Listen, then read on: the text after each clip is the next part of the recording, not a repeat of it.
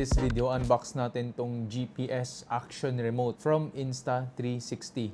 Gagamitin ko siya for motovlogging. No, binili ko to sa Outdoor Grind PH. Message nyo lang siya sa Facebook. Binili ko to at SRP, around 5,000 plus. Sa loob ng box, ito yung laman niya. Maliit lang yung GPS remote. Gano'n lang siya kaliit. Tayong wristband. Since GPS remote to, isusuot natin siya sa kamay natin. Meron pa tayong charging cable. Top-down view tayo. Ito ang unit natin. Ito yung quick toggle sa mga settings natin. On-off. Tapos ito yung para sa wrist natin. Tapos ito yung shutter button. Buksan muna natin tong para sa lalagyan ng kamay natin. Test ng dalawa siya.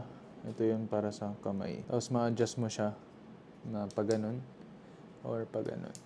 Pasok natin siya hanggang tumama dito sa gitna. Ayan, okay na siya. Pasok muna natin siya bago natin siya i-clip.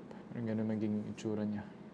Pwede natin siya i-adjust sa gusto nating position.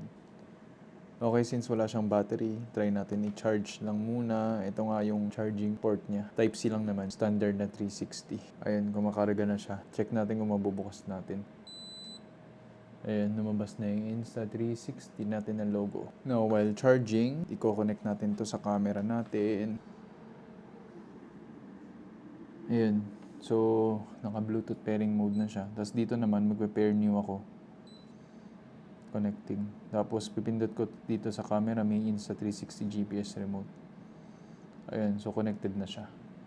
Ganun lang siya. Try lang natin, just for the sake, mag-record. Kung clinic natin dito sa side, mapupunta to tayo sa mga ibang settings. Ayan, nakita nyo gumagalaw siya. Yun yung mga ibang recording natin. Tapos, ayan, nag-record na siya. Nag-record na siya. Tapos nagbe-blink din dito to know that you're recording. Nagbe-blink din dito. To stop recording, yun pa rin naman pipindutin natin for stop recording.